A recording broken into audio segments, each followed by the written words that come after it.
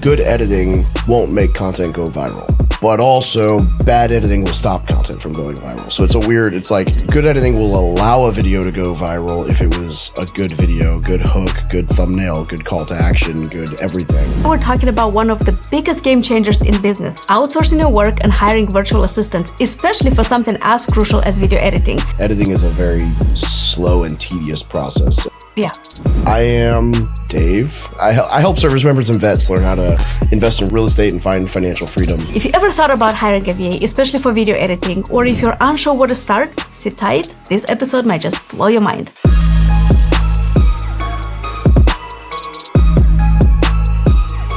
Welcome to another episode of Built with VAs. Today we're talking about one of the biggest game changers in business, outsourcing your work and hiring virtual assistants, especially for something as crucial as video editing. I've got Pere here with me, who's been running a successful business for years and has built an amazing social media presence. We're going to get into how he leverages international talent and how he structures his work with the help of a video editor virtual assistant. So we're going to get into what life was like before hiring, how things have changed, and we'll dive deep into the workflow, exactly how he does work with a VA. So if you ever thought about hiring a VA, especially for video editing, or if you're unsure where to start, sit tight. This episode might just blow your mind. I'm Valentina Brega, and I'm here with Dave Pere. Dave, thank you so much for joining me today. How are you? I'm doing great. Yourself? Yeah, fantastic. Now that you're here, this is going to be an amazing show. I can't wait to dive into this conversation. Yeah, it should be fun. Yeah. So tell us a little bit about who you are, what you do, and did I miss anything from the introduction? No, I think you nailed it. I am Dave. I help service members and vets learn how to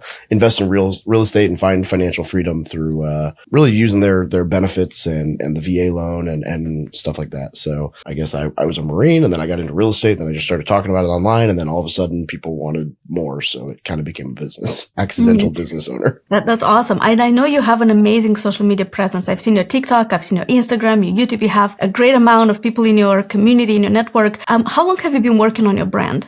I started my very first platform would have been January, February of 2018. So about 6.5 years now. Okay. Why is it so important for you to develop social media?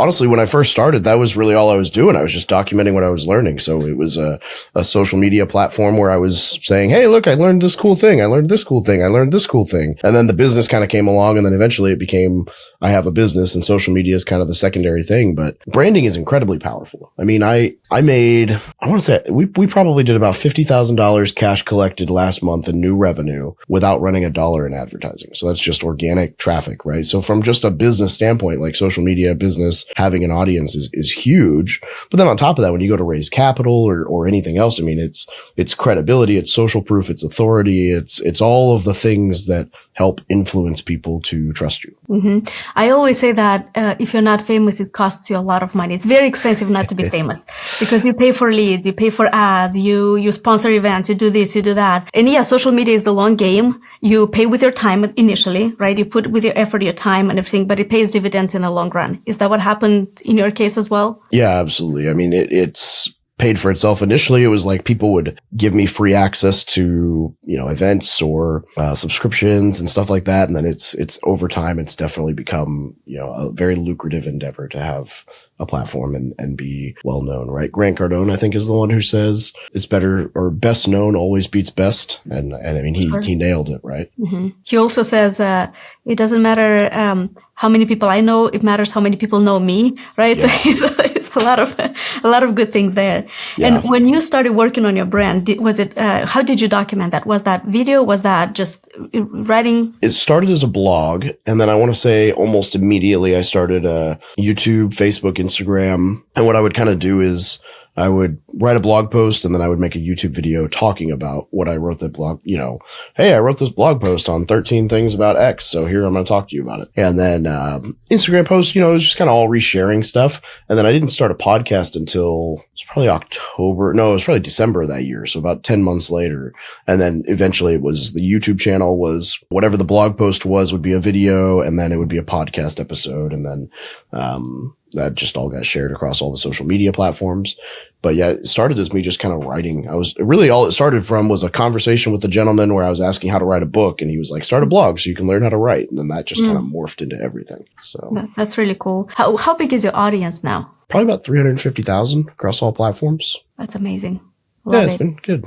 So when you started out, how did you do everything yourself, or did you hire right away, especially with the stuff that you didn't know? Oh yeah, no, it was all me right away. I didn't have any money. I was in the red for probably the first 2 years. Blog posts are free. Instagram is free. Facebook is free. All that stuff. It's just, you can just put the time in and do it. I was editing my own videos, which I was teaching myself how to do at the time. And it was very jump cut. I would cut all the pauses and I would cut all the ums and thes and e's and whatever. And it was Andre he would die if he was to watch some of my old stuff. It was terrible. It's like Mr. Robot, it was awful. I over edited the crap out of it. I didn't do anything right. And, it was awful, but I was trying to just, put stuff out there. I mean, this was before shorts. So it was just like a little Instagram post and a YouTube and maybe an audiogram from a podcast or something, but it worked. It was. Did you like awful. this whole process? I liked learning it. I liked learning it. I liked putting the product out there. I liked getting feedback from people when they, said, "Oh, hey, I saw this and this was a really good point," but I never really cared about the editing stuff. I knew that wasn't my strength, and whenever I could afford it, I would eventually, gradually start to outsource that. And, so I was okay not being a great editor. And I mean, to this day, like I can edit stuff and I know what I'm looking for with editing, but it's not my best use of time. What I love about what you just said, it's like you don't put friction, like you don't let this be a friction to stop you from doing what you have to do, right? From getting your word out there. Because I know I speak with a lot of entrepreneurs who they want to have this perfect website before they begin, or this perfect camera before they start a YouTube channel, or, just you have your phone. Like you don't put more friction to get started. Like you will figure out things as you go much faster than when you plan it perfectly. Because when you're already in the process, you will plan being on a different standpoint than where you are right now. You just can't plan for the future knowing what you know currently. Right? So that's kind of like, I love what you said here and wanted to emphasize that. So at what point did you feel like, oh man, no, this is too much. I need someone. It's just not worth my time. Or what was that moment like for you? I mean, honestly, it was pretty much like as soon as I can afford to hire somebody for this, I'm going to, because my theory was that if I had a better editor, my videos would take off more. And interestingly enough, I think over the years, I've kind of realized good editing won't make content go viral. But also bad editing will stop content from going viral. So it's like good editing will allow a video to go viral if it was a good video, good hook, good thumbnail, good call to action, good everything. But it's not going to be what makes it. So in my head, I was like, oh, once I get a good editor, I'm going to blow up. No, that wasn't what made things grow. But not having a good editor will certainly stop even the best of content from taking off in most cases. That's true. So who did you hire first? Was it someone here local? Was it an international VA? Yeah, it was a guy on Fiverr. He was in, I don't know, somewhere in Eastern Europe, one of those Slavic countries. Maybe it might have actually been, I don't think it was Ukraine, but it was an Eastern European country. And I paid him just a flat, like $30 a video on Fiverr. And he just did my YouTube stuff. Super basic. Probably worked together for like 2 years, but it was nothing official. It was just, here's a video. Thanks. Here's a video. Thanks. And it was just on my long form stuff. And he was good. I mean, he just did basic cuts and reframe and stuff, a little bit of text here and there. I mean, he was, $30, it's what you get. Mm-hmm. So he did the job. My first full-time video editor is Faik, who I hired from you guys a little bit over a year ago. And he's been awesome. I've had a couple others in between where I had a local guy who would come out and film for a day and then he'd edit the content, but his editing was awful. He would leave just ridiculous things in there. Like there was one video that went live and I was picking my nose on a 30-second break with no text. And I'm like, how did you not cut that?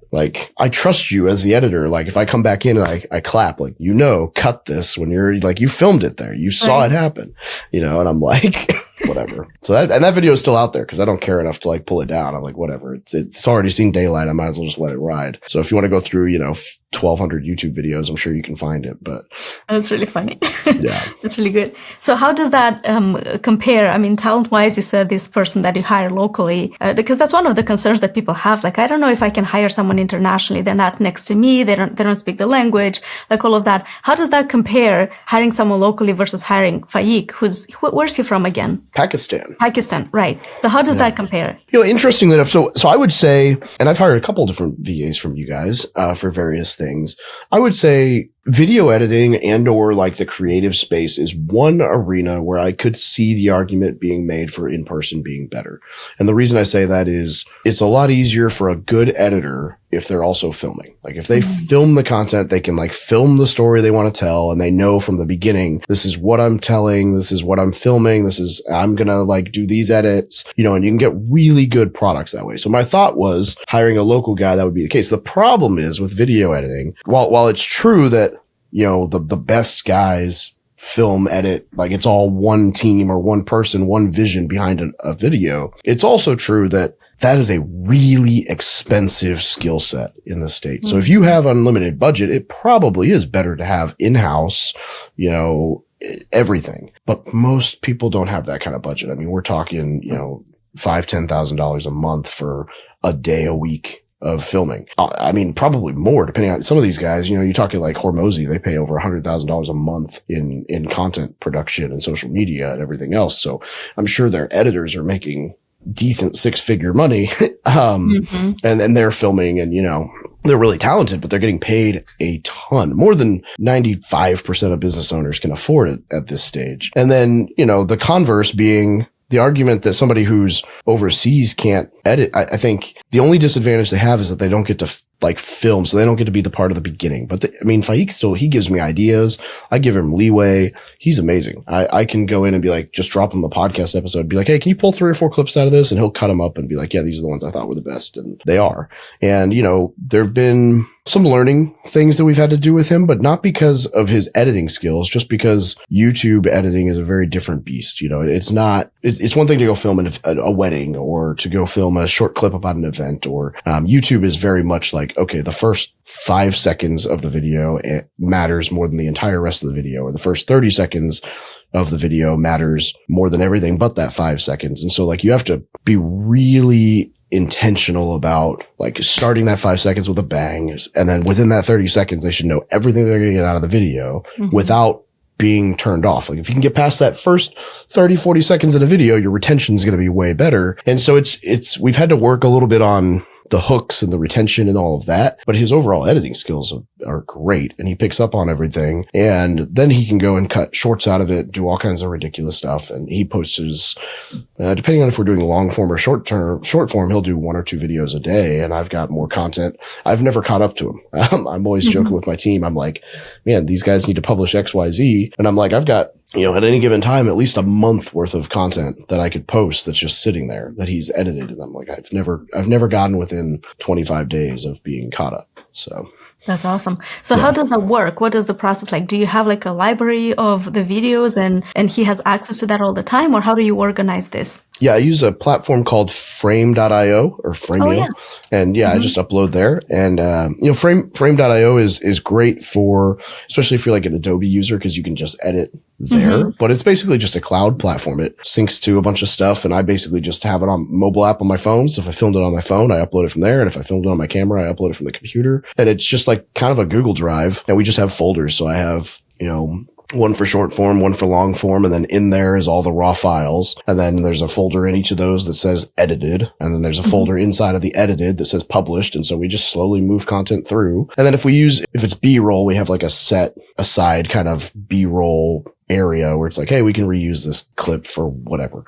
And so he does a pretty good job of mixing that stuff into like random clips of me on my motorcycle or whatever, wherever it makes sense. And so we just have like kind of a rolling archive of stuff.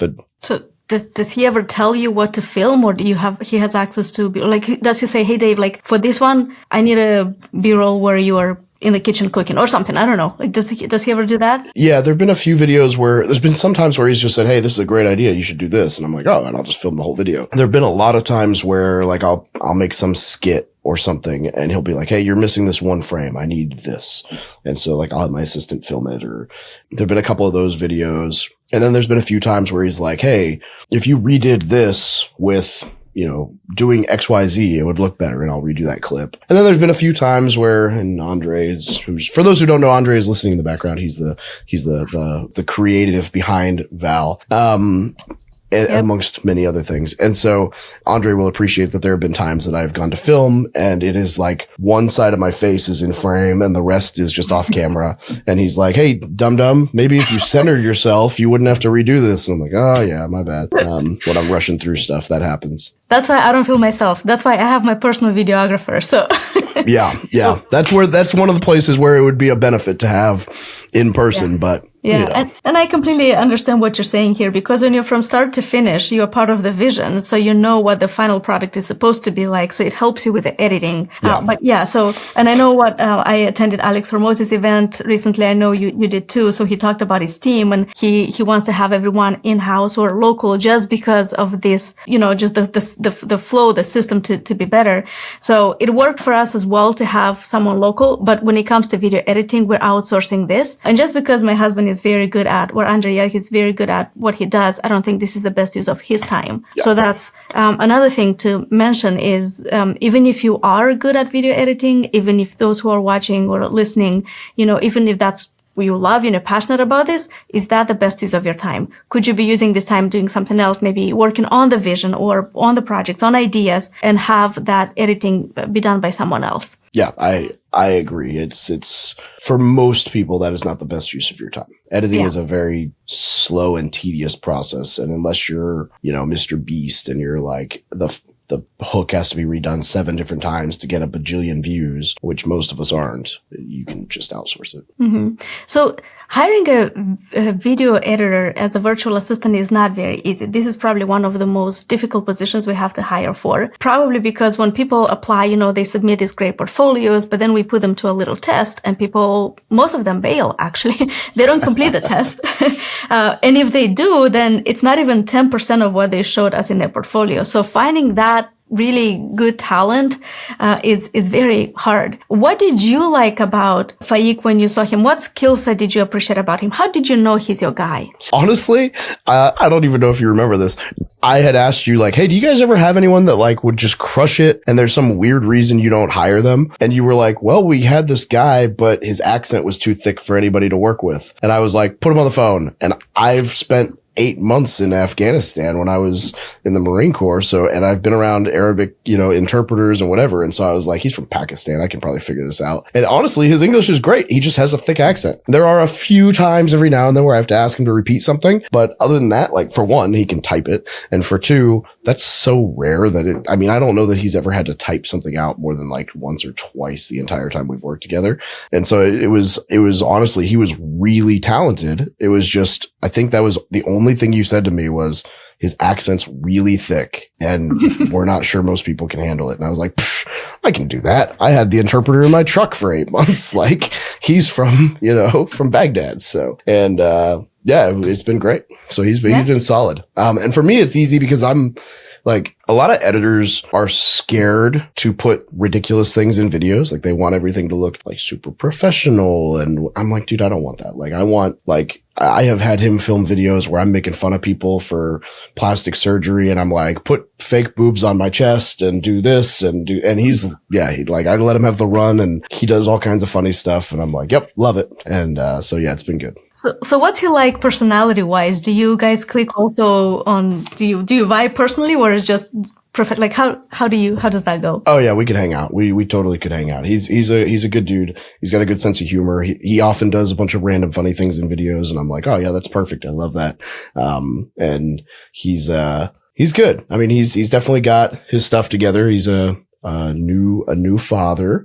I think a second time over, but they just had a kid last week and he's got a team of 2 people. So he's got 3 of them now working with him. But yeah, he's great. Okay. So he's dealing with the work. I remember actually him. I was like, well, actually, you know what? Personality wise, I think he would be a good fit for your brand because your brand is more like you said, like it's unapologetic. It's funny. Like I love reading your emails. They're like so raw and so authentic. And so it's like, so not everyone could work with a brand like this. And I just love it that it was a perfect hit. Yeah. I usually have to tell copywriters and creatives like, hey, stop censoring yourself. Like say the jokes you make in your office that you wish you could put in an email, put them in. Like I don't care. I've had some pretty offensive things go out on my email. email, and people for the most part like it. I think in 6 years, I've probably had maybe 5 people complain about me swearing in my emails. And I'm like, cool, go away. You're not my fit. Sorry. Like, if you can't learn from what I'm teaching or doing because I said the F word, then like, A, I don't know if you really served in the military, and B, okay. Somebody will tell you what you want to hear, and that's not me. I'm going to tell you what you need to hear. So it is what it is. I don't even write half of them anymore. And it's even hilarious because I will get people who are like, dude, this email you sent today had me rolling. And I'm like, what did Katie put out today? Let me go look. So you're outsourcing that too. That's good. There's a member of my team who she started dabbling in copywriting, and I was like, well, if you want to mess with it, like she was an ER nurse for the Navy. And so I was like, just have fun. And, so she writes probably one a week, and I probably write the other 2 or 3. That's really cool. Yeah. I like that. Okay. So now, when we talk about Faik and the VA that you hired, what was it like working with our company or with my team? Like, just kind of like how we try to always make it easy for you. And was it easy? Did you feel supported? Did you need anything that you couldn't get? That would also help us, improve as well. Yeah. Faik was super easy. I mean, that was a pretty cut and dry. I hit you up. It was like, hey, I'm interested in this. You were like, actually, we got a guy. We had a conversation. He was a great fit. I think we talked couple times over the next 30 days, and then that was it. I guess the better answer would be earlier on when you were launching HireTrainVA. I hired 3, maybe 4, but I think it was 3 cold callers. We had 2 at a time, and one of the first ones didn't work out. I think it was a weird situation. It was like the first week we were with her, she had like her whole personal life just imploded, and she was like, we're like, okay, fine, bye, thanks. Yeah. And you guys replaced her, and then I think it was that one who had it was like a tech issue with his country, like internet power grid went down, something like that. And you guys worked with us on that. And so it's been great. I mean, you guys on the cold caller, I mean, you trained them on everything. And I know you guys, I don't know exactly what the system looks like right now because I pay all of mine in house, but I know you offer to, kind of handle all of that for people. And, I think we did that on the first 2 virtual assistants. And then eventually I ended up selling that company. And, I still talk to one of them, actually. One of them, he does like some marketing stuff. And so periodically he talks to me on Instagram, but the other, but they were great. I mean, they crushed it as cold callers. We paid them hourly plus a bonus, and they were solid until I sold that company. And then there's another one. Oh, I hired an executive assistant with you at one point. And he had some weird stuff come up, and I ended up hiring someone in person. I think he like got exported. He was in like Eastern Europe, and he was from South America, and he got like extradited back to South America and then had no like internet. And I was like, yeah, sorry, this isn't going to work. But that wasn't a training issue. He was great for like 3 months. And then it was like somebody knocked on his door and was like, you gotta leave the country, buddy. Sorry. So you get a ton of surprises when you work with people, especially remote. So yeah, no, but I mean, overall, great experience all around. Both the cold callers crushed it. He was great. I don't know exactly what the circumstances were around his getting told to leave the country, but it wasn't, it wasn't a skill. It wasn't a skill issue. He was good. And then, and Faik's been with me now for 14 months, maybe more, sometime last summer. Okay.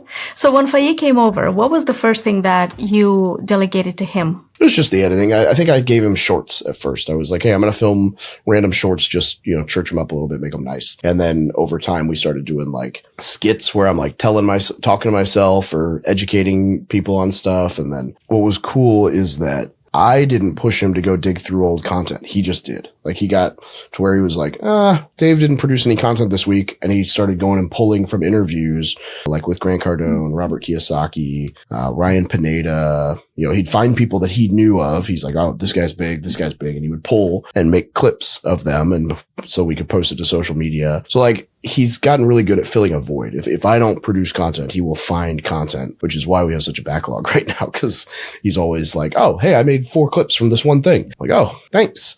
All right. Well, I'm never going to catch up. And so he's done really well at that, which I thought was cool. It's very proactive of him. And I hadn't even thought about doing it for some of the older interviews, and some of those videos did really well. Ironically, like the Grant Cardone and Robert Kiyosaki ones take off because they're so polarizing, and people are like, oh my God, this guy's a scammer. And I'm like, just keep engaging, people. Please keep engaging. That's right. Yeah, So it's fine. do you have any certain expectations of Faik? Like, does he have any KPIs? Does he need to produce a certain amount of videos? How do you organize that how do you measure his success? At first, we definitely had, just whatever.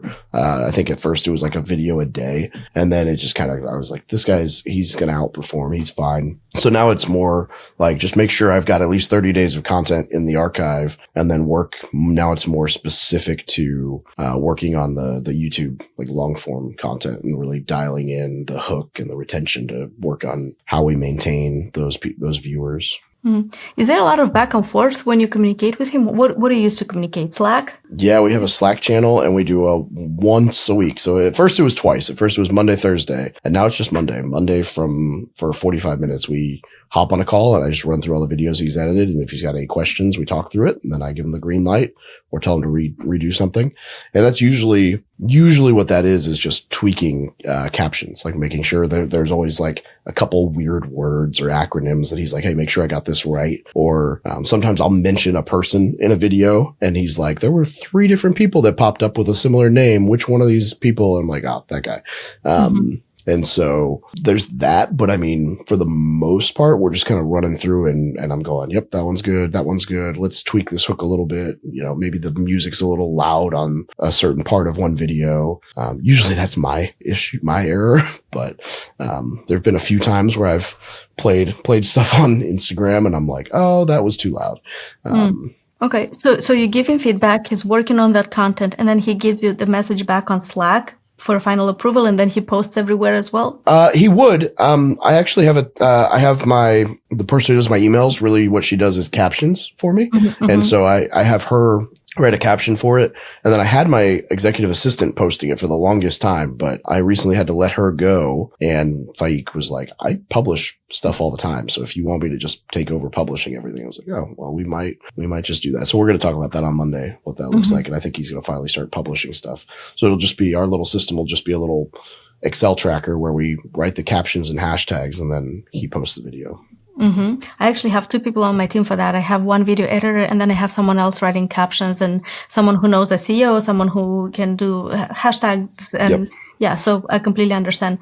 Yeah. So after you got Faik on board, what did that do for you, for your business? Did you get more time, less stress? I mean, what was that, like, the outcome? Oh yeah, all of that. It allowed me to focus on filming content and film more content without having to spend, hours piddling around with editing. I didn't have to mess with all the monotonous stuff that I don't enjoy. So, when I first started, I was a content creator, and then it turned into a business, and then eventually content just kind of got put on the back burner. And as I've been trying to get back to consistently putting out content, a big part of that has been, figuring out how to outsource content to really, take advantage of it.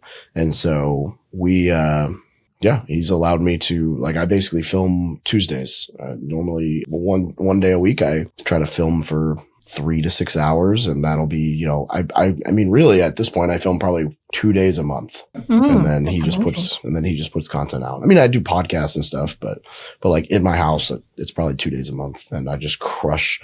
I'm really good on camera as far as like, getting things done in one cut or with bullet points very quickly. And so it's very easy for me to like plan a bunch of content out and then spend 3 or 4 hours and just crush through, 2 or 3, 4 YouTube videos and 15 shorts and then move on. And so then I just hand it to him and I'm like, cool, thanks, thumbs up. And then until I had to let my assistant go, at that point, I would basically just stop paying attention and things would just come out on my Instagram and my YouTube and my Facebook. And the only thing I really did was tell him the video looked good if he had questions. But now I'm going to have to get back a little bit into the publishing game, but not much, not for long. I love what you said that you're batching this content creation or content filming.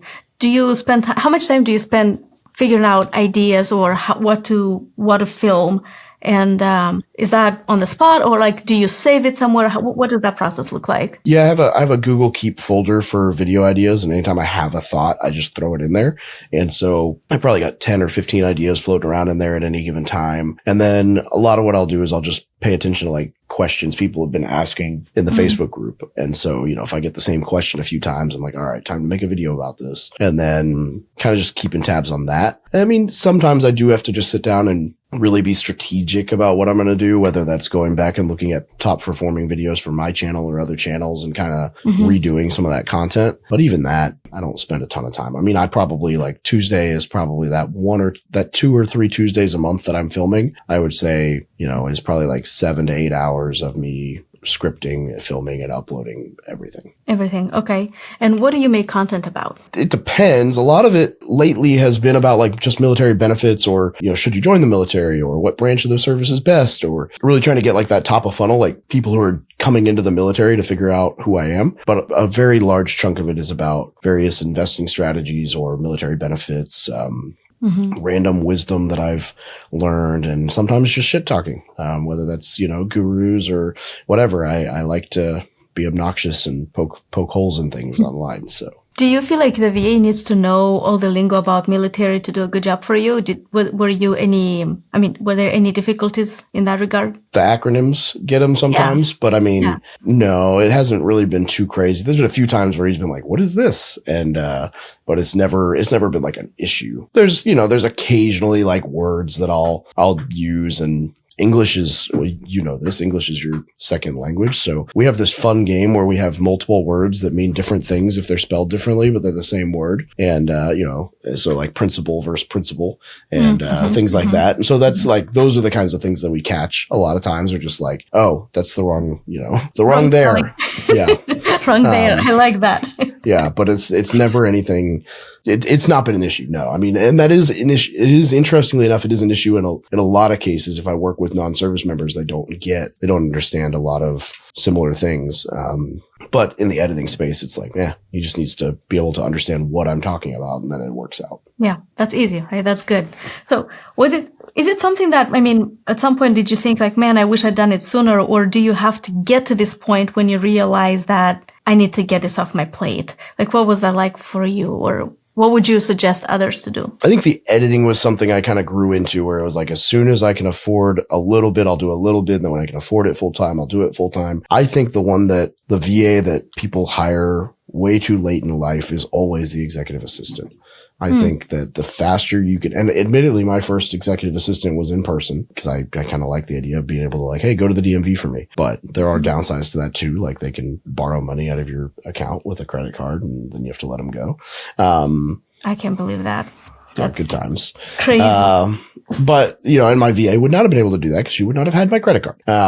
But I think the assistant, like just an admin person is like the fastest way to really help yourself, especially because when you hire a virtual assistant, it's not unaffordable. And even if you did 10 or 20 hours a week, there's almost assuredly something in your life that you could cut out that you wouldn't miss that would pay for that person. And then just by doing that, you'd be able to buy the same thing that you cut out because they'd replace their own salary very quickly by allowing you to focus on things that make more money. Instead of having to deal with your calendar or your inbox or your, like one simple thing is it's been sitting here for like a week now. I've got this folder, and it has in the folder right here is every day that my kid's school is out through the school year. And I'm way too lazy to go and input that into my Google Calendar. So as soon as I hire a new VA, I'm going to be like, here, upload this, color coded this. Thank you. And and that's something that needs to happen. I need to block the whole day off so I know my kid's out of school, and I don't have to, I don't want to be like planning interviews when I've got a 7-year-old running around asking why I'm being boring. And so, but that's just, it's such a simple thing that I generally don't take time for. I just, it would probably take me an hour if I sat down and did it, but I'm just going to hand it to somebody and then it'll happen. And so it's little things like that where it's like, that's been sitting there for 2 weeks. It would have been done the first day I got it had my assistant still been here. And, similarly, there's a couple sticky notes on my desk and I'm like, I could do that one could be an assistant. That one could be an assistant. This one interviewing people could be like, I don't know if I could necessarily would outsource interviewing, but I could outsource like, hey, go through these resumes and kick out the ones that are just trash. Yeah. And I did that today. That took me 2 hours. So yeah, a lot of really easy wins. And I don't know why people, I guess I know why people hold out because it's like, oh, I can do it myself. I don't want to pay the money. But like the reality is you're costing yourself money by doing monotonous crap you don't enjoy that doesn't make money. Like nobody's getting paid because they checked their inbox. Mm-hmm.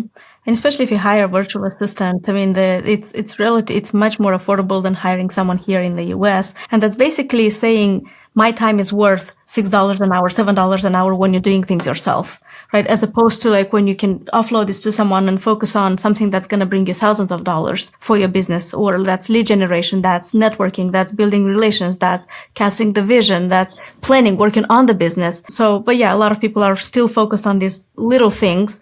And that's something that I see every day, right? Talking to entrepreneurs, and it's hard to let go. And I agree that they need an executive assistant, but the truth is it's hard to find a good executive assistant. The majority just, I don't want to say the majority, but a lot of them are just doing the very least or the minimum. And when we train executive assistants, we say, hey, no, like you got to go the extra mile. So what the thing you said about the calendar, I said the first thing you do as an executive assistant, you sit down with your manager and say, give me all the dates that you're not available. Public holidays, anniversaries, kids' birthdays, graduations. When should I not be scheduling any meetings for you? You tell me that, right? So that's the number one thing you do. And then to assist the executive, then you ask, okay, if I'm going to book travel for you, what airline do you prefer? Do you have any dietary restrictions? So then you go through this, step by step. But if you manage the calendar, the first thing you do is like, what days should I block off right now? So and a lot of people just have like, oh, yeah, that's a good point. But that's like, that should be,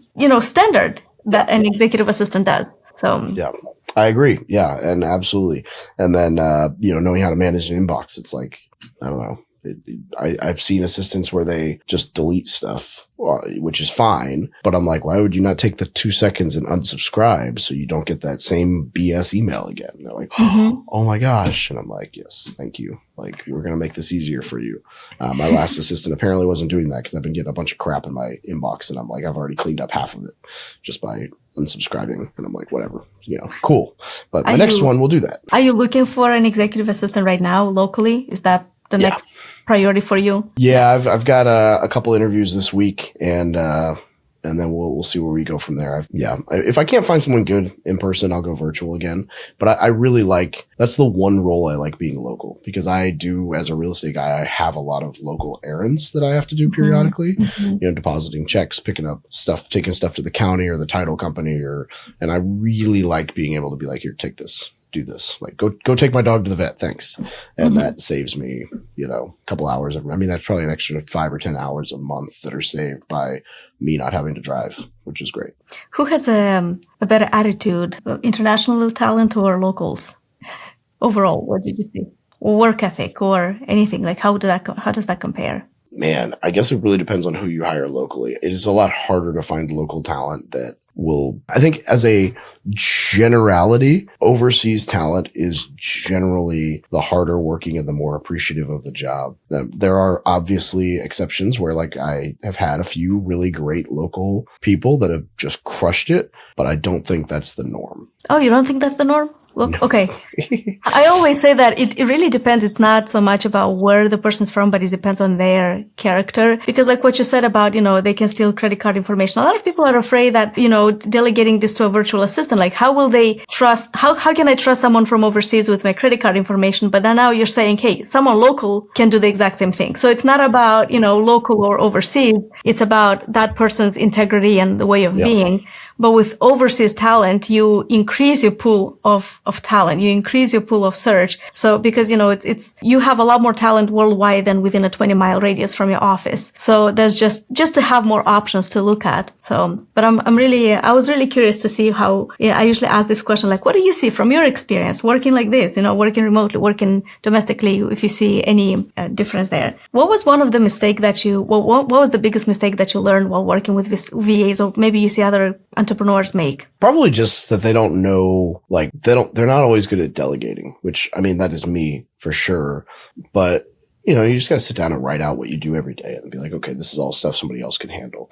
And it took me a little while to get comfortable with the fact that, like, it's okay for me to say, hey, do this. Hey, please do this. Hey, help me with this. Instead of, like, I almost felt bad at first about asking for, like, hey, can you take out the trash? And I'm like, no, that's what this person's doing.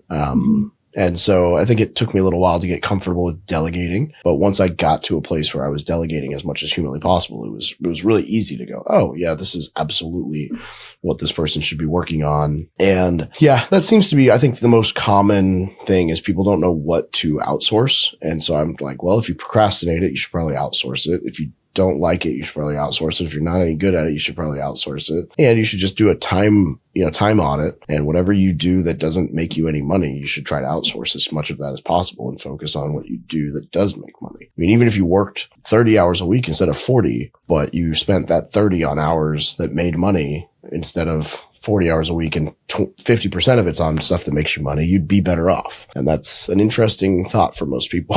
100%. How do you motivate your VA, FAIX, or video editor? Do you continuously train him, or is it money? What does that look like? Yeah, I mean, he's definitely gotten a raise, and I think a lot of it's training. So I work with a YouTube coach right now, and that guy's been giving him like coaching calls and stuff. And he came back last month and was like, he blew my mind. So he's awesome. Really teaching him all kinds of very interesting stuff about hooks and calls to action and planning out content. So that's been, I think, huge for FAIQ, is that he's learning all of that. But there's also, I guess it depends on the position, right? With the cold callers, we incentivize by a small bonus every time they had a close. With executive assistants, I mean, I think probably my best motivation there, especially for local talent, is I've got unlimited paid time off. I like, if you need to take care of something at home, go take care of something at home. Like, don't take advantage of it, but as long as your stuff's getting done, just whatever. So I let her work from home 2 or 3 days a week. Our current, one of my other VAs that I had would, take the holiday here and there, or like FAIQ's the same way. It's like, oh, I got to do this for the week. Okay. Yeah, whatever, man. As long as you're getting videos done, I don't care. And he knew, like, if he took 2 days off, he would do extra videos when he got back or whatever. But I'm like, hey, whatever, man. As long as you're on top of your tasks, it doesn't bother me. So that's probably I'm really easy to work with in that regard. And I think this is important. A lot of people think that VAs are just motivated by money. Of course, that's important. Give them a raise, make them feel appreciated. But little things like that, what you mentioned, makes a big difference. And I'm the exact same way. Right now, I have someone from my team who's like, I don't have any more PTOs, but I do need to move apartments. Like, hey, take the time that you need. Like, I'm okay with that. Just make sure somebody else is taking care of your stuff. So, I like just being human, and I feel like they trust us more, and that's how we build loyalty with VAs. My VAs have been with me for years. They don't want to go anywhere. FAIX has been with you for over a year now, and I'm hoping, or it sounds like this is a good relationship, and he wants to stay, and you're happy with him. And the trainings you're providing for him, and the way you impact in his life, it's not a win for you only when you work with VAs, but people have no idea how much they're impacting the lives of virtual assistants, how the salary is helping them put money on, put food on their table and take care of their families as well. That's huge. And plus the growth opportunities, and they're very appreciative. Good virtual assistants are very thankful to be working for the US market and with great people. Now that we're, it's one more question that I have is like, what kind of message do you have maybe for people who are still on the fence about hiring a VA, or they have a lot of concerns, a lot of what ifs? Is there anything that you would recommend them, or share from your experience? I mean, I think there's always going to be a reason not to do something that is new, but you shouldn't look at it as an expense. You should look at it as an investment. I mean, hiring somebody who can make your life easier so you can focus on what you actually enjoy doing and actually enjoy your work is money well spent. And if you can't, I can't force someone to do that, but I can tell you that every time I've pushed somebody that way, they've been happy about it. And you don't have to hire somebody 40 hours a week. You can hire 10, 20 hours a week. You can grow into it. There are steps. I mean, if you can't afford, I get it. If your business is starting, great. But like, genuinely, you should be able to afford, if let's say 10 hours a week, $80 a week. If you can't afford $80 a week for somebody to make your life easier, like, I don't know, just don't eat out twice this week. You're fine.